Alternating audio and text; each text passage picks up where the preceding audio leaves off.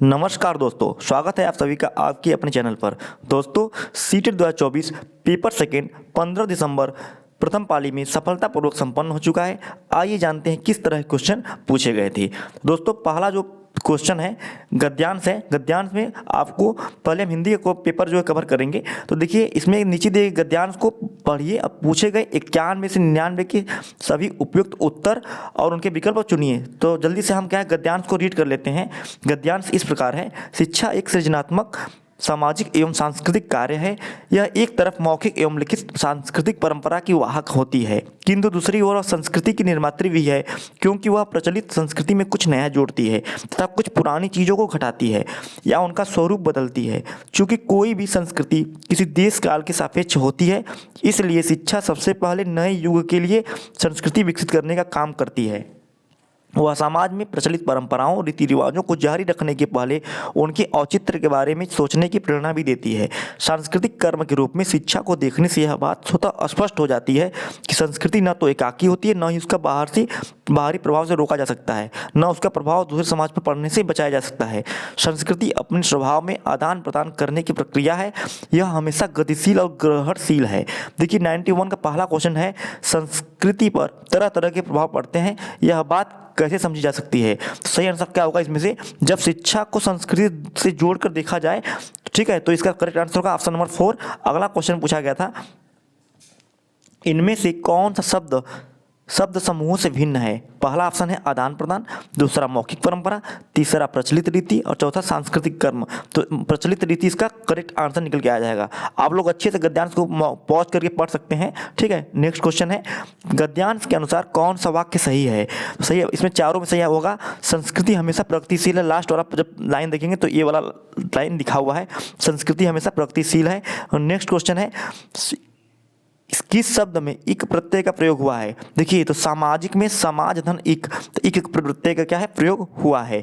Next question है, कोई भी संस्कृति किसी देश काल के सापेक्ष होती है। इस वाक्य से क्या आशय है। इसका जो आशय है, संस्कृति जो है समय एवं स्थान के अनुसार स्वयं में परिवर्तन लाती है, ये बिल्कुल करेक्ट हो जाएगा। नेक्स्ट क्वेश्चन है, प्रचलित परंपराओं के औचित्य के बारे में सोचने की प्रेरणा कौन देता है। तो देखिए, शिक्षा जो है प्रचलित परंपराओं के औचित्य के बारे में सोचने की प्रेरणा देती है। नेक्स्ट क्वेश्चन 97 है, निम्नलिखित में से कौन सा शब्द कारक चिन्ह नहीं है। देखिए, आपने 8 कारक पढ़ा होगा, सबका चिन्ह अलग अलग है। कर्ता नहीं कर्म को करण के लिए, संप्रदान के लिए, अपदान से अलग होने के लिए, संबंध के नानी ने, अधिकरण में पेपर। ठीक है, तो इसमें देखिए तथा किसी भी तरह का जो कारक चिन्ह नहीं है। ठीक है, बाकी के लिए, की और से, ये सभी क्या है कारक चिन्ह है। नेक्स्ट क्वेश्चन देखते हैं 98, शिक्षा संस्कृति की निर्मात्री है क्योंकि वह मौजूदा संस्कृति में कुछ नवीनता लाती है। ऑप्शन नंबर 2 बिल्कुल करेक्ट हो जाएगा। और गद्यांश का लास्ट क्वेश्चन है, शिक्षा को किस प्रकार के कार्य के रूप में देखा गया है। तो शिक्षा को सांस्कृतिक कार्य के रूप में देखा गया। ऑप्शन नंबर 4 इसका करेक्ट हो जाएगा। अब देखिए, पद्यांश लिखा हुआ है, उसमें 100 से 105 के बीच में आपको आंसर देने हैं। पद्यांश को जल्दी से एक बार पढ़ लेते हैं। कलम आज उनकी जय बोल, जला अस्थियां बारी बारी, छिटकाई जिन्होंने चिनगारी, जो चढ़ गए पुण्य वेदी पर, लिए बिना गर्दन का मोल। कलम आज उनकी जय बोल, जो अगणित लघु दीप हमारे, तूफानों में एक किनारे, जल जल कर बुझ गए किसी दिन, मांगा नहीं स्नेह मुँह खोल। कलम आज उनकी जय बोल। लास्ट पैराग्राफ है, पीकर जिनकी लाल शिखाएं, उगल रही लू लपट दिशाएं, जिनके सिंह नाच से सहमी धरती, रही अभी तक डोल। कलम आज उनकी जय बोल। अब यही पैराग्राफ जो है पूरा पद्यांश, उससे आपको आंसर देना है 5 क्वेश्चन का। पद्यांश में सिंहनाद शब्द से आशय है, क्या आशय है। समवेत स्वर, सिंह की गर्जना, ललकार या युद्ध ध्वनि। तो इसमें सिंहनाद का आशय है ललकार से। ऑप्शन नंबर 3 करेक्ट हो जाएगा। अगला क्वेश्चन है, कलम आज उनकी जय बोल, पंक्ति से क्या अभिप्राय है।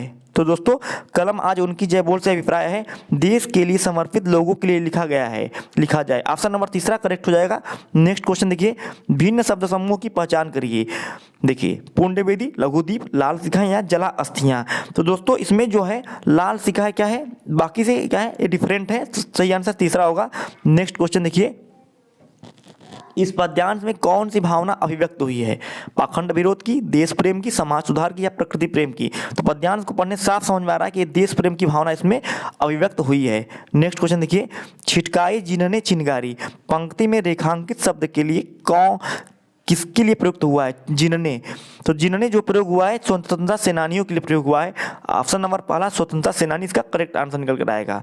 लास्ट क्वेश्चन पैराग्राफ पद्यांश के लिए है, निस्वार्थ भाव से अपने प्राणों का बलिदान कर दिया, यह भाव किस पंक्ति में मुखरित हुआ है? तो चारों ऑप्शन में देखिए, चौथा वाला, जो चढ़ गए पुण्य वेदी पर लिए बिना गर्दन का मोल, इसमें क्या है? निस्वार्थ भाव से अपने प्राणों का बलिदान कर दिया गया, ऐसा भाव प्रतीत होता है। ठीक है, अगला क्वेश्चन देखिए, सामग्री की प्रामाणिकता किससे संबंधित है? तो दोस्तों सत्तासीन लोगों द्वारा विकसित या लिखित सामग्री, इसमें जो करेक्ट आंसर निकल के आएगा तीसरा वाला। याद रखिएगा दोस्तों, पेपर आपको थोड़ा सा डल दिखाई दे रहा हो क्योंकि ओरिजिनल पेपर है, तो स्क्रीनशॉट लेने में, इसका जो फोटो लेने में थोड़ा सा डल हो ही गया है, जानते ही आप लोग। दोस्तों आपसे रिक्वेस्ट है, चैनल पर नए हैं सब्सक्राइब करिएगा, वीडियो अच्छा लगे तो लाइक करना मत भूलिएगा। नेक्स्ट क्वेश्चन देखिए, अपर्णा कक्षा 5 की शिक्षार्थी यह समझती है कि किसी ऑडियो या बातचीत का जो अर्थ है समझने के लिए श्रवण में प्रत्येक ध्वनि, शब्दों फिर वाक्यों को सुनना शामिल है। वह श्रवण अधिगम के किस उपागम या युक्ति में विश्वास रखती है? तो दोस्तों चारों ऑप्शन में से ऑप्शन नंबर तीसरा अपर्णा जो है अधो शीर्षमुखी उपागम या बॉटम अप में विश्वास रखती है। नेक्स्ट क्वेश्चन देखते हैं, भाषा 108 नंबर देखते हैं क्वेश्चन, भाषा अधिगम में सर्वांगी या सिस्टमिक दक्षता क्या है? चारों को आप रीड करेंगे तो पाएंगे कि जो तीसरा वाला है, इस बात को समझना और प्रयोग में लाना कि भाषाओं की एक व्याकरणिक व्यवस्था है। ऑप्शन नंबर तीसरा करेक्ट हो जाएगा। नेक्स्ट क्वेश्चन देखेंगे 109 नंबर, देखिए यहाँ एक पाठ्य सामग्री या कुछ कथन दिया हुआ, पता लगाइए कि पाठ्य सामग्री किस भाषा प्रयुक्त या रजिस्टर का प्रतिनिधित्व कर रही है। तो आइए पढ़ते हैं जल्दी से। भारत का संविधान प्रत्येक व्यक्ति को समान रूप से देखता है। इसका तात्पर्य यह हुआ कि देश में प्रत्येक व्यक्ति, महिला और पुरुष, सभी धर्मों, जातियों, आदिवासी, शैक्षिक और आर्थिक पृष्ठभूमि की सभी को समान रूप से देखना। इसका तात्पर्य यह नहीं है कि असमानता समाप्त हो चुकी है, असमानता नहीं होनी चाहिए, कम से कम लोकतांत्रिक भारत में सभी व्यक्तियों की समानता का सिद्धांत मायने रखता है। तो आइए देखते हैं किस तरह की प्रयुक्ति है, वैज्ञानिक, राजनीतिक, सामाजिक विज्ञान या कानूनी? तो ये है सामाजिक विज्ञान की प्रयुक्ति। ऑप्शन नंबर तीसरा इसमें करेक्ट हो जाएगा। नेक्स्ट क्वेश्चन देखते हैं, कक्षा 6 के अध्यापक आज पढ़ी जाने वाली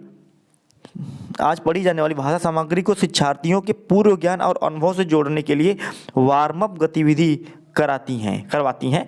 पाठ्य सामग्री पढ़ाना शुरू करने से पहले शिक्षार्थियों को पाठ्य सामग्री, कहानी के चित्र देखने के लिए कहती हैं।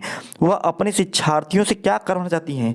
तो दोस्तों इनका मेन उद्देश्य क्या है? चित्रों को समझने की क्षमता विकसित करना। ऑप्शन नंबर पहला बिल्कुल इसमें करेक्ट हो जाएगा। अगला क्वेश्चन देखिए, शिक्षार्थियों द्वारा दिए गए अधिगम का सतत रूप से रखा गया रिकॉर्ड क्या कहलाता है?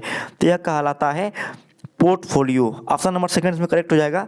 अगला क्वेश्चन है, निम्नलिखित में से किन्हें ग्रहणशील या रिसेप्टिव कौशलों के रूप में जाना जाएगा? सही आंसर होगा श्रवण और लेखन। ऑप्शन नंबर सेकंड करेक्ट हो जाएगा। नेक्स्ट क्वेश्चन देखिए पूछा गया था 113 नंबर, बहुत से भारतीय जो नौकरी के लिए विदेश जाते हैं वह उस स्थान की भाषा सीखते हैं, इस प्रेरणा को क्या कहा जाएगा? तो देखिए दोस्तों, इसको समाकलनात्मक और यांत्रिक दोनों प्रकार की प्रेरणा कहा जाएगा। देखिए समाकलनात्मक मतलब होता है तालमेल बिठाना, जहाँ गए हैं वहाँ से भाषा सीखना, वहाँ के लोगों से तालमेल बिठाना, यांत्रिक भी कहा जाएगा। नेक्स्ट क्वेश्चन देखिए, निम्नलिखित में से कौन सी भाषा शास्त्रीय नहीं है? हिंदी, तमिल, संस्कृत या तेलुगु? तो हिंदी भाषा देखिए दोस्तों क्या है, ये सांस्कृतिक भाषा में, शास्त्रीय भाषा में नहीं आती है। बाकी तीनों क्या है? शास्त्रीय भाषा हैं। नेक्स्ट क्वेश्चन देखेंगे, निम्नलिखित में से कौन सा विदेशी भाषाओं के अध्ययन के संबंध में राष्ट्रीय शिक्षा नीति 2020 के परिप्रेक्ष्य में सही नहीं है? तो चारों को जब रीड करेंगे तो पाएंगे कि जो माध्यमिक चरण के दौरान एक अतिरिक्त विकल्प के रूप में विदेशी भाषाओं का अध्ययन, यह जो है ऑप्शन सही नहीं है। अगला क्वेश्चन देखेंगे 116 नंबर देखेंगे 116 नंबर, निम्नलिखित में से कौन सा भाषा के बारे में जानना से संबंधित है? तो दोस्तों भाषा के बारे में जानने से संबंधित है व्याकरण परक ज्ञान, ऑप्शन नंबर 4 करेक्ट हो जाएगा।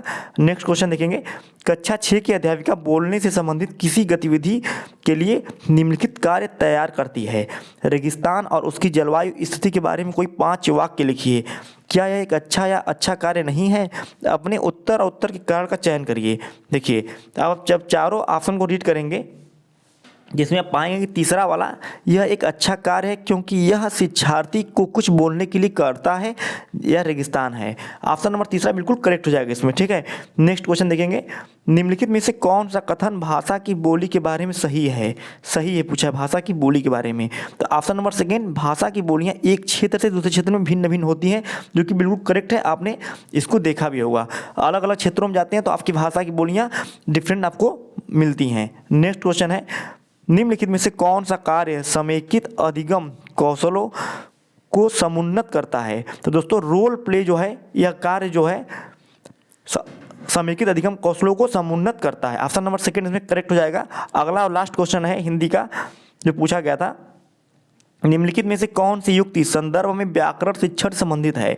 संदर्भ में भाषा की सामग्री प्रस्तुत करना, शिक्षार्थियों का ध्यान भाषा की सामग्री की ओर दिलाना, जीवन की वास्तविक परिस्थितियों में भाषा प्रयोग के योग्य बनाना, और शिक्षार्थियों का ध्यान खोजबीन के द्वारा उसके नियमों की ओर दिलाना। तो दोस्तों एक किस तरह की जो वो था, तो ये दोस्तों था खोजबीन विधि। ऑप्शन नंबर 4 करेक्ट हो जाएगा। दोस्तों आप लोग कमेंट में बताइएगा आप लोग कितना क्वेश्चन आपने अटेम्प्ट किया, सही अटेम्प्ट किया है। मिलते हैं नेक्स्ट वीडियो के नेक्स्ट टॉपिक के साथ, तब तक के लिए जय हिंद जय भारत।